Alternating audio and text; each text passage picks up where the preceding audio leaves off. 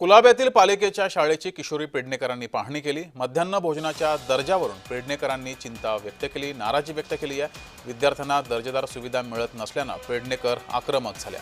प्रशासनाला आणि शिक्षकांना पेडणेकरांनी धारेवर धरलं। मुंबईतील कुलाबा परिसरातील मुंबई पालिकेच्या मराठी माध्यम शाळेची माजी महापौर आणि विरोधी पक्षनेत्या पालिकेच्या किशोरी पेडणेकर यांनी अचानक भेट देत पाहणी केली।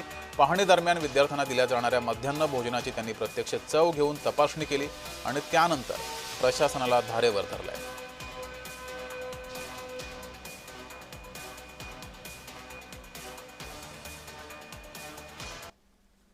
तुम्हाला काय लागलं सांगायचं? फोडणी लागली, ऑइल लागलं, योग्य वाटलं, मीठ किती आहे घ्या। नॉर्मल नाही, जास्त आहे। आपल्या घरातल्या मुलांना एवढं मीठ देऊ आपण, बघा बाजू घ्यायची म्हणून घेऊ नका तुम्ही। आई ताई त्या रोलमध्ये जा ना, झोपडीच्या रोलमध्ये राहा, पण असं नका ना त्याला ओरडा।